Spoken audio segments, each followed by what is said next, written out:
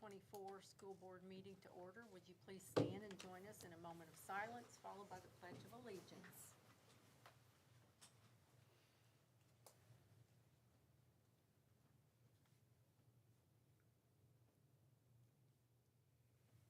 I pledge allegiance to the flag of the United States of America, and to the republic for which it stands, one nation, under God, indivisible, with liberty and justice for all.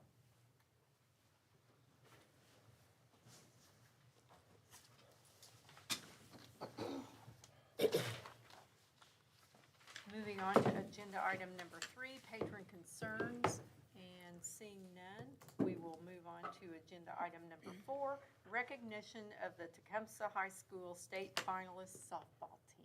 Dr. Good. Redmond. Thank you, Mrs. Wilhelmus. I'd like to introduce Coach Gordon Wood. Gordon, if you'd like to go to the podium and tell us a little bit about your season and the team. And I told the girls when they walked in, though, that I'd make sure and put you on a time limit. So, You want me to introduce them? Yes. of course, yes, of course. What we got here? 7 of them out of 18. That's not bad for teenage girls at this time of year. Summer, yes. You guys got to stand up and smile when you do this. Jenna Donahue, Kenzie Johnson, Maddie Isaacs, Hadley Ritchie, Araya Childers, I always say that wrong, Bree Harris, and Bianca Lockmuller. Did I forget anybody? We really need to I'll have them be stand darned. up so people looking at the Anyway, for camera can see them. We'll have Sorry. them come up at the end. Yeah.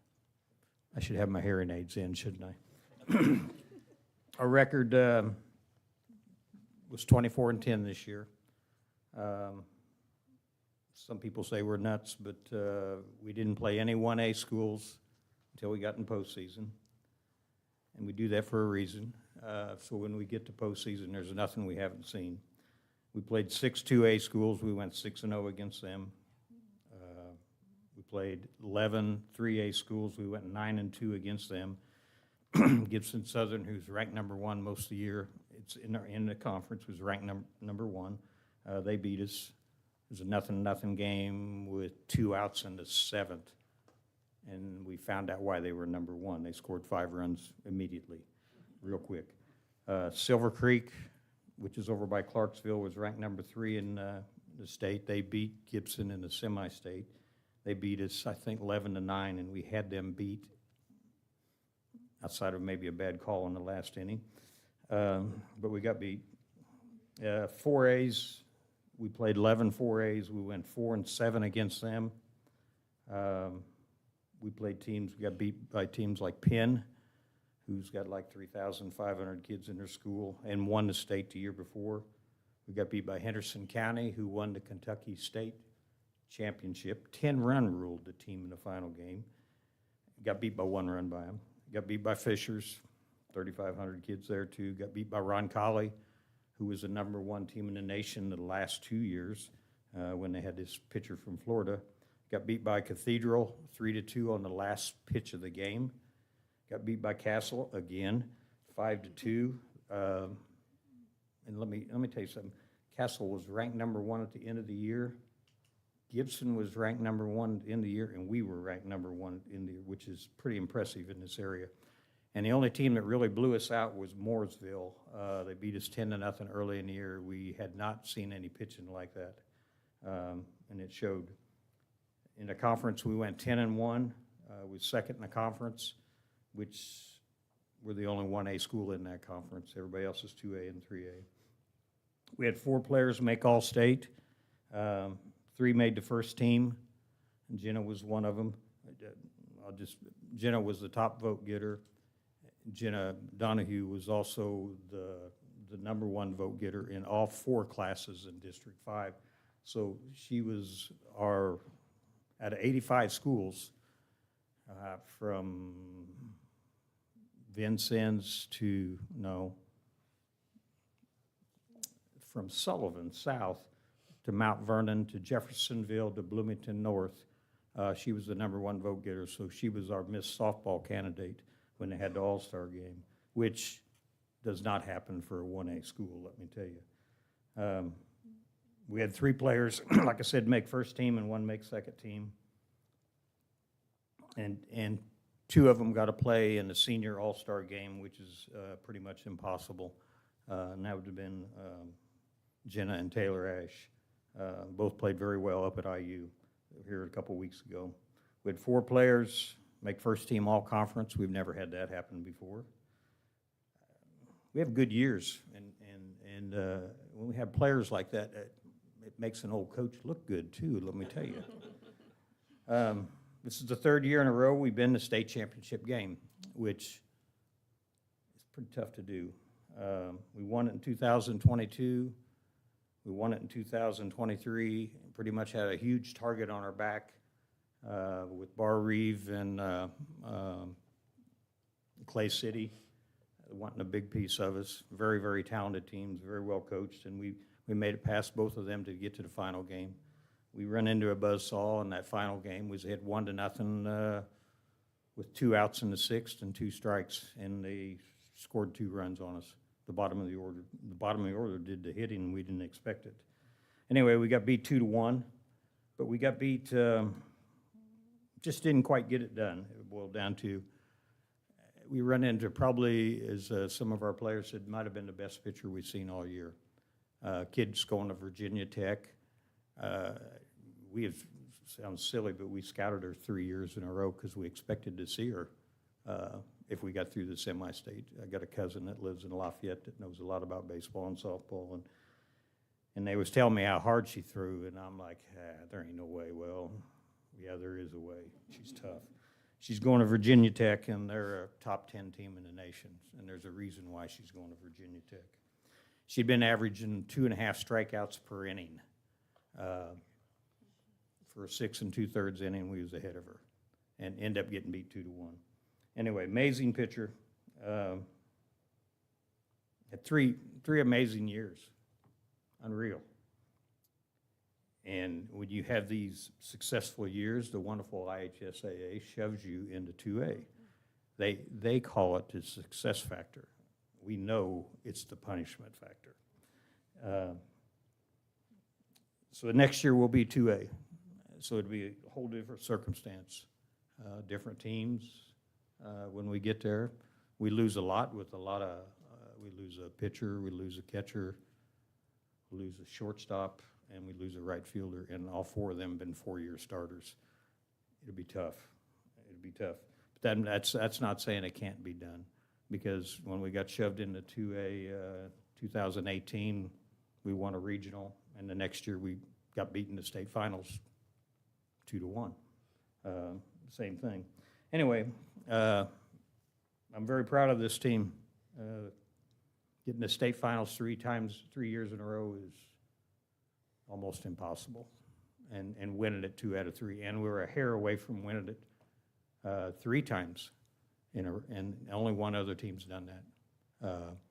Ron Colley, who had the #1 pitcher in the nation for 4 years, went there 3 years in a row and got beat the 3rd year. They couldn't get it done either. But finishing second, I don't know. They should be very proud of themselves. But anyway, I'm done on this yellow paper. Thank you, Coach. Coach, I just wanted to say, and athletes, of course, as well, but we don't get to the state finals 3 years in a row without your leadership and your creating a culture of excellence in the softball program. And of course, we don't get there without our athletes rising to that occasion and your expectations and putting in the time and the effort and the work. And I know the girls have heard me say this before, but they're gritty. I love watching them play. They're not just physically tough and have that skill set, but they're also mentally tough in that it really shows itself when they're playing on the field. And I just wanted to point out those few things, and thank you for your leadership, and thank you for the hours and time and effort that we all know that you're putting in on the softball field, but also as student athletes and keeping up with work and keeping up with school. So congratulations, and we definitely want you girls to come up and shake hands with the board.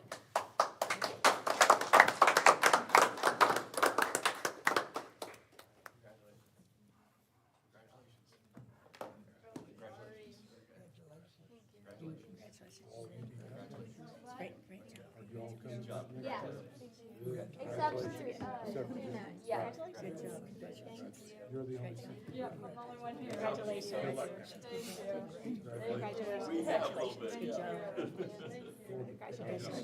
And they all know how to shake hands. This is wonderful. Some of you. Congratulations, Coach. Thanks for coming, ladies, I appreciate it. Have a good summer. Thank you. Thanks for coming, Coach.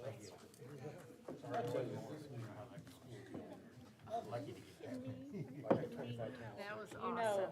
Yes, we do. Everybody's busy. Thank you, Gordon. TF.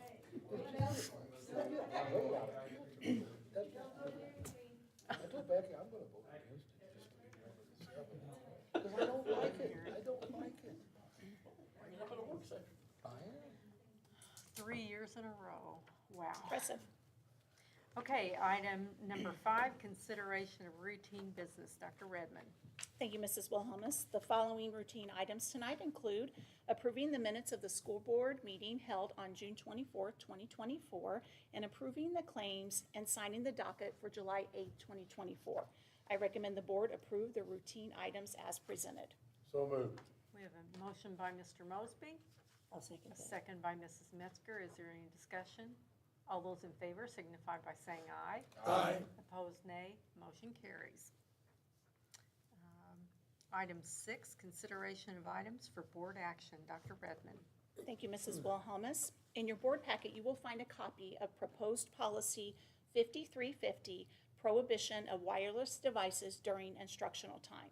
This new policy will allow Warwick County School Corporation to maintain compliance with Senate Enrolled Act 185, which was passed by the Indiana General Assembly and signed into law on March 11, 2024. The first reading of the proposed policy was on June 24, 2024. A second reading will occur tonight, at which time the board may choose to take action.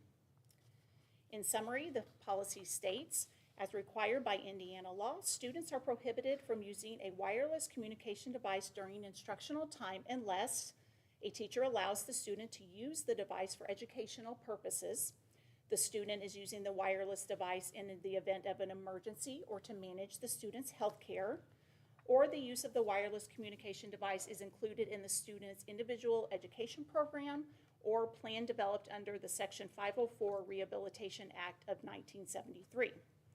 Wireless communication device means any portable wireless device that has the capability to provide voice, messaging, or other data communication between two or more parties, including a cellular telephone, wearable technology such as smartwatches and Fitbits, tablet computers, laptop computers, digital cameras, portable speakers such as earbuds and AirPods, or gaming devices.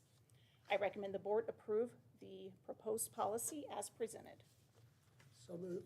We have a motion by Mr. Baker, a second by Mr. Franz. Is there any discussion? And this has been looked over by the attorneys and everybody's on board with it, correct? That's correct, yes. All those in favor signify by saying aye. Aye. Opposed, nay. Motion carries. Item 6B, consider approving the 25 through 26 school calendar. Yes, Gosh, that sounds already looking ahead, yes. so- In your board packet, you will find a copy of the proposed school calendar for the 2025-26 academic year. This calendar has been created and reviewed by administration, WCTA membership, and principals. The first day of school for students will be on August 6, 2025, and the last day will be May 20th, 2026. The calendar is very similar to the calendars that we've passed the last couple of years. I recommend the board approve the 2025-2026 school calendar as presented. Make that motion. We have a motion by Mrs. Metzger, Second? second by Mr. Baker to approve the 25-26 school calendar. Is there any discussion? Yes, I have a question. I have a concern. It seems like every year is getting so much earlier. Does it not work like starting August 13th and going to May 27th? I mean, get back, because we started, it used to be the third week of August we would go back. Then it went to the second week of August. Now we're into the first week of August. We've been in the first week of August for a few years, And there are a lot of things that we take into consideration, including things like, do we want the end of the semester before or after Christmas? Then when we look at that, Okay. we are looking at equal number, or trying to get Grading close to period. equal number of days, first semester, second semester. And then we have several additional holidays in first semester compared to second semester. So there are a lot of factors that we look at before making those decisions. I don't like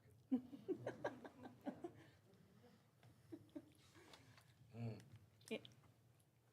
We also have like extra time during a longer Christmas break. We have 2 weeks of Christmas break.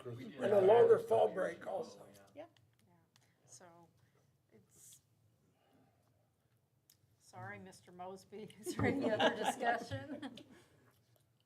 All those in favor signify by saying aye. Aye. Opposed, nay. Nay. Motion I don't carries. like it. Sorry.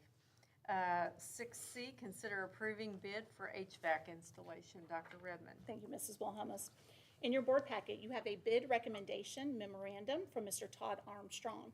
The scope of the work identified in the bid request centers around HVAC equipment installation at 4 schools: Castle High School, Boonville High School, Castle South Middle School, and Newburgh Elementary.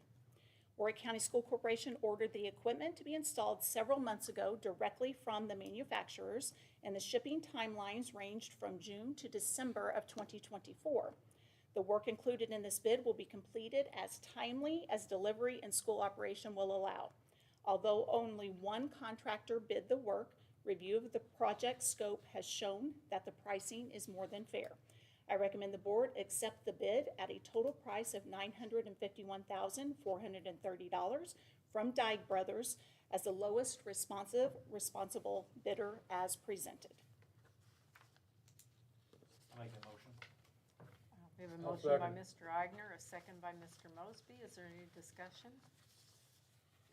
Just a comment, I'm glad we mentioned that they've been reviewed. When there's only one contractor, you always like to have something else, but I will say for certain, as we all know, Dyke has been around for many years, very good contractor, so I think it's, in this case, you'd like to have some other numbers, but with Dyke, I think you're in a good spot. Thank you, Jordan. Is there any further discussion? All those in favor signify by saying aye. Aye. Opposed, nay. Motion carries. Item 7, consideration of personnel recommendations. Dr. Lampert.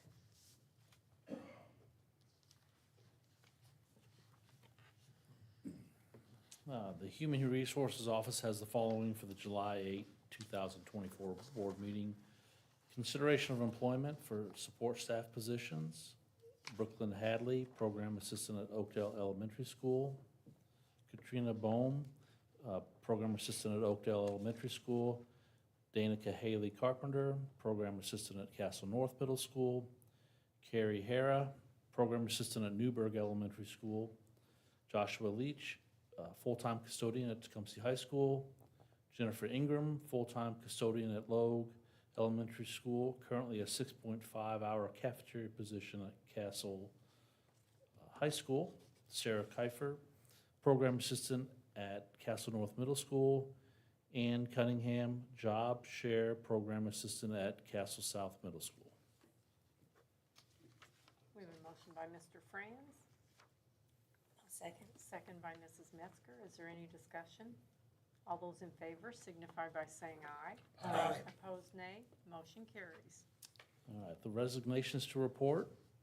Beth Titzer, program assistant at Newburgh, resignation effective June 26, 2024. Kelly Christensen, program assistant at Newburgh Elementary School, resignation effective June 29th, 2024. Michelle Montoya, program assistant at Castle South Middle School, resignation effective June 24th, 2024. And Christina Zeller, administrative assistant to the Director of Learning, resignation effective July 19th, 2024. Thank you, Dr. Lambert. Moving on, agenda item number 8, reports. Dr. Redmond. Thank you, Mrs. Wilhelmus. Just have one comment, and then I wanted to point out also, in terms of calendar this week, the WPEF and Warwick County School Corporation Summer Musical Grease is showing this week, so make sure you get your tickets. That runs from Thursday night, July 11th through the 14th, and that's at Castle High School. If you would like tickets, you have to go to warwickshows.org. warwickshows.org. Or you can always walk in and buy your tickets within an hour of the start time of the show, of any of those show nights. And then just as related to the policy for the wireless devices, I just wanted everybody in the audience and anyone listening to know that tomorrow morning, we will be sending out to all of our families a letter giving some additional information about the policy and what to expect when school starts. We're asking that parents start having conversations with their children now that we do have a change coming. Also, in the letter, we note that the building principals, once students are back in the building, will be going through all of those day-to-day expectations like they always do, which will include when and where students are allowed to use the wireless devices. So all of that will go out tomorrow morning, the letter, and then also a copy of the actual policy that we passed tonight. So more information to come in terms of what that means for our students moving into next school year. Agenda item 9, other board business. I would like to announce that we are having a personnel, food and nutrition, and custodial committee meeting July 15th in this building at 5 o'clock. And then tomorrow morning, we have construction at the Warwick County Admin Office on Gum Street, and that's at 7:30. And then July 22nd and August 12th, before each of those meetings, we will have a work session, so be sure to put that on your calendar. And last but not least, the ISBA Fall Conference. It's the 75th anniversary, and I know many of us attend that. September 23rd and 24th, and the early bird pricing goes through July 22nd, so check your calendars, and if you're interested in going, please let Laura know. We'd like to get that discount. Yes. One question, our committee meeting, is it 5? Yes, we changed that, I thought it was Brenda. at- Well, I thought it is was going- at 6. Yeah, I It can be there was. early. I can be there at 5. Okay, Yeah. thank you. Thank you. Question for Dr. Redmond. The wireless policy we just talked about. So we're gonna send out some information, like you said, to the parents and students. Do you think, I don't know, a while back, you had done some video, like a video message? Is that maybe a topic that you might consider a follow-up and more of a, because, Yes, when you get the so, paper, you get the paper, but when you Yes. get a video, you know. totally agree with you, Jordan, and that actually is the plan. So tomorrow, we have a written communication going out, Okay. and then probably, I'm thinking 2.5 weeks from now, Yeah. then a second communication will go out. I was leaning toward video for that. Yeah. And then after that, of course, then the building principals will do all of their communicating with expectations once the students are back in the buildings, and also at things like Meet the Teacher Night and orientation Sure. nights. Yeah. But for our elementary and middles, it really doesn't change It does- anything. yeah, that big It change doesn't really is- change yeah. anything. The real change is at the high school level, Right, okay. because the expectation has been a little loose when Yeah. we've allowed them. So things will tighten up quite a bit at the high school. But yes, that's a good point, and. I think that'd be good. I mean, I And know for Greg, me, yeah. and I'll give shout out to Greg, since Greg Grimes, who does all of our video here, and he's always sitting in the back of the room, no one sees him. So thank you to Greg, by the way, for being with us on Monday evenings. But he has me all set up to be able to record videos pretty easily now. That'd be great. So, yes. I think that's great. Thank you. And just, since you brought that up, just one other thing I forgot to mention, also going out tomorrow in the same communication, is just an opportunity for parents to fill out a survey link to express interest in being considered for some opportunities at the district level in terms of parent communication. So most families know what that looks like in their PTOs and at the building level, but we do have some things at the district level, like our district advisory committee. Occasionally, we want focus groups with parent representation. We have some opportunities to be on our WPCC advisory council and some other things of that nature, textbook review, things like that. And I don't know that all of our parents always know that. So in that same link that's going out tomorrow, parents will have an opportunity for those who are interested to fill that out, to be considered when those opportunities come up, so that we're getting good representation from parents across the district. Is that something you could share with us so that we know what's going out? Yes. We have a possible, it's for August the 26th at 5:30 for the Content and Curriculum Committee meeting at 5:30, unless there's a work session again that day. Then we'll do something else. The 22nd. When is- August the Oh, 26th. oh, okay. Yeah, no. Okay. Anything else? All right. Meeting adjourned.